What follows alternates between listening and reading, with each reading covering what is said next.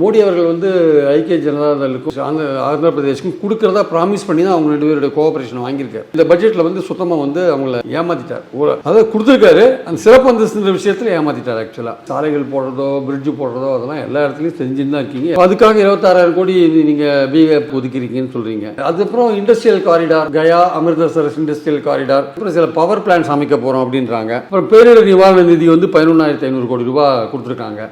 இது மாதிரி இருக்கிறப்போ நம்ம தமிழ்நாட்டுக்கு பேரிடர் நிவாரண நிதி கேட்டோம், கடைசி நம்ம 31,000 கோடி கேட்டதுக்கு 300 கோடி கூட கொடுக்கல. ஆனால் பீகாருக்கு 11,500 கோடி ரூபாய் கொடுத்துருக்காங்க. ஃப்ளட் மிட்டிகேஷன் பற்றி பேசும்போது அசாம், பீகார், இமாச்சல், ஜார்க்கண்ட் இப்படி பல மாநிலங்களை பற்றி பேசுகிறாங்க. அதில் தமிழ்நாடை பற்றி ஒன்றுமே பேசல. அதாவது அங்கெல்லாம் வந்து அசாம்லலாம் வந்து பிரம்மபுத்திரனால வருஷம் பெரிய பிரச்சனைகள் வரதுனால அதை வந்து வெள்ளத்தடுப்புக்கு என்ன பண்ணணுன்ற விஷயத்தை பற்றி அதுக்காக நிதி ஒதுக்கி இருக்காங்களே தவிர வெள்ளம் வந்த பிறகு அந்த பாதிப்புகளுக்கு நிவாரணம் கொடுக்குற விஷயம் இருக்குல்ல, பேரிடர் நிவாரணம், அது வந்து பீகாருக்கு கொடுத்துருக்காங்க. ஆக்சுவலாக